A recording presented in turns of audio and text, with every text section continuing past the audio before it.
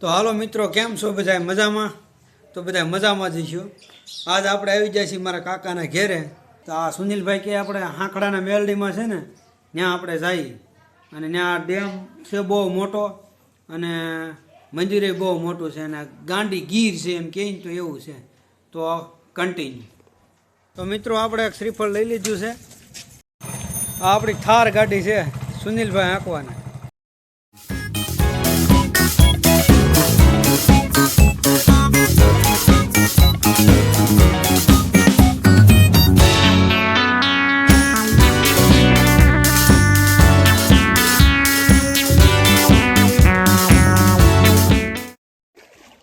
મિત્રો, આ થોવડીનો નદી છે.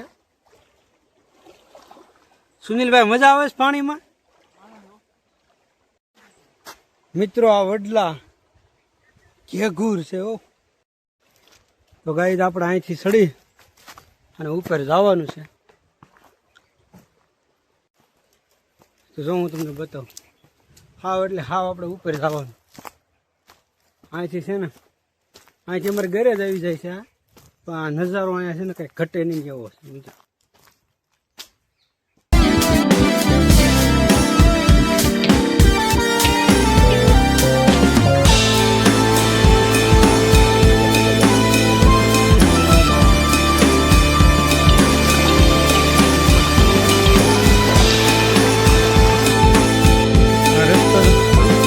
કેટલો હાંકડો.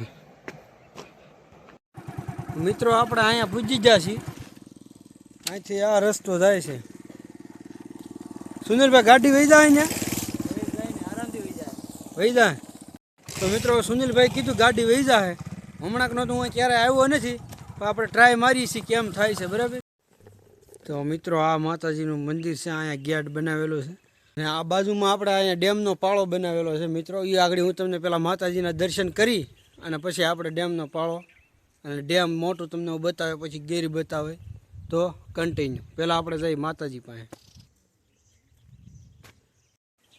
મિત્રો, આ જગ્યા આપણે ગીરમાં આવેલી છે.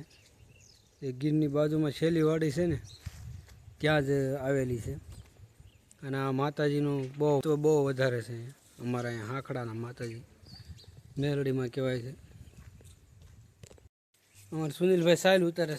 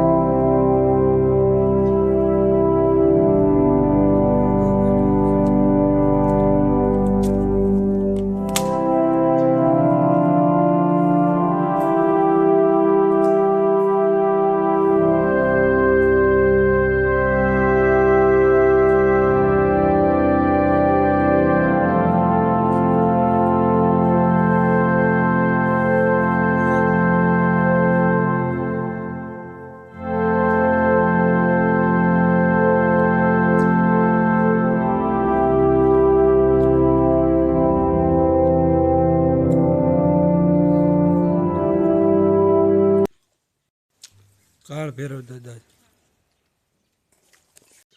મિત્રો, આ મંદિર છે મહાદેવનું. અને આ બાજુમાં આપણે ડેમ તમને બતાવે, કંઈક ઘટે નહીં એવો. તો હું તમને અંદરથી બતાવું, દર્શન કરાવું ભગવાનના.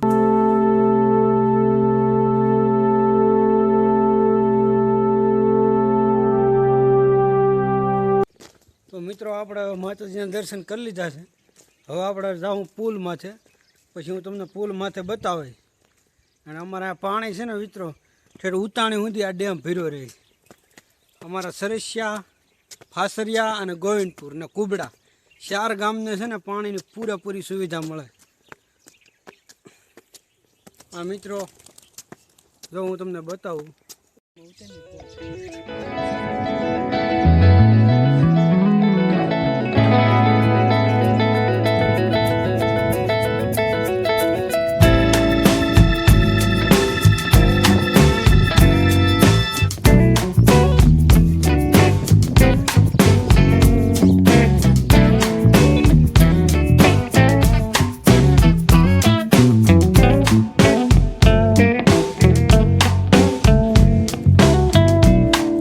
મિત્રો અહીંયા આવીને એટલે એકદમ શાંતિનો અનુભવ થાય. અમારા ગામથી ફક્ત 5 કિલોમીટર જ છે, ફાસરિયાની બાજુમાં છે. અહીંયા બધું દેશી છે વસ્તુ. હું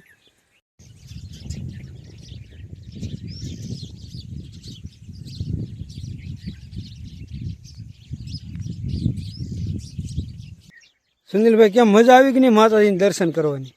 અરે આ સાચું કહું ને તો આ જગ્યામાં જે શાંતિ મળે છે ને અહીંયા આવીને એવી જગ્યામાં બીજે ક્યાંય મળે એમ તો એવું મને નથી લાગતું. હાવ શાંતિ છે. કેમ કે મિત્રો સુનિલભાઈ આપણે યારે ઘણી વાર હોય, પણ એને અહીંયા જે મજા આવી ને એવી મને નથી લાગતું બીજે ક્યાં આવી છે કે નહીં સુનિલભાઈ? સાચી વાત છે. સુનિલ, તું ગાડી લઈને નીચે ત્યાં હાલ્યો જા, હું પુલેથી આવું છું, હાલ્યો છું બરાબર. તો હવે આપણે આની ઉપર હાલ્યા જઈએ. મેં કીધું આગળ કાંઈક એવું હોય તો હું તમને બતાવવાનો પ્રયત્ન કરું. હાજરા હજુર છે મેલડીમાં. હાજરા હજુર એટલે કે મિત્રો અમુક વસ્તુ દેવસ્થાનની વાત એવી હોય કે એની ખાલી આપણે વાત કરવાની હોય. વધારે પશુ આપણે તમને કાંઈ પણ કહીએ તો તમને શું થાય કે ભાઈ આ એટલે કોઈ પણ વસ્તુ જે સત્ય વસ્તુ છે ને મિત્રો, એની ખાલી એક જ વાત હોય કે એ વસ્તુ છે, પછી એની ચર્ચા ન હોય. બાકી મિત્રો અમારે તો આ થોડુંક નજીક થાય એટલે અમે અહીંયા ગમે ત્યારે આવીએ શકીએ. પણ હું તમને એમ કહું છું કે તમારે કાંઈ પણ બહુ મોટી પ્રોબ્લેમ હોય ને તો એકવાર તમે હાંખડાના માતાજીનું ખાલી નામ લઈ અને કાંઈ પણ કાર્ય કરજો, તમને 100% સફળતા મળશે. હાંખડાના મેલડીમાં જો મિત્રો ડેમે આવે ને આપણે પાળે ન આવીએ તો પછી એવું બધું રહે. જો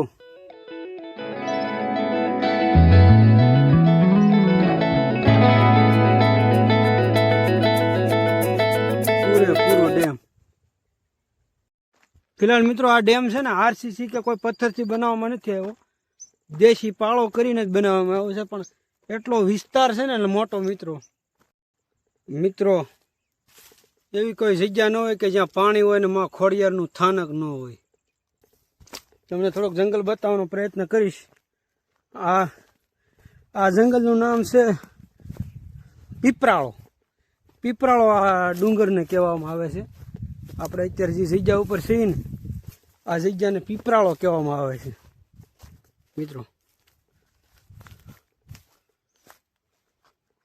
આપણે થોડાક અલગ જગ્યા ઉપર આવ્યા છીએ. તો મિત્રો આપણે આવ્યા નથી ને એટલે થોડુંક અલગ દેખાય છે, સમજે? ભૂલો પડી જઈએ આપણે. ઘણા સમયથી આપણે અહીંયા આવેલા નથી એટલે આગળ એવું થઈ જાય. હાલો મિત્રો, સાંજ પડી ગઈ ને આપણે હવે ઘેરે જવાનો ટાઈમ થઈ ગયો છે. તો વિડીયો તમને કેવો લાગ્યો? લાઈક, શેર અને સબસ્ક્રાઈબ કરજો મિત્રો. Thank you.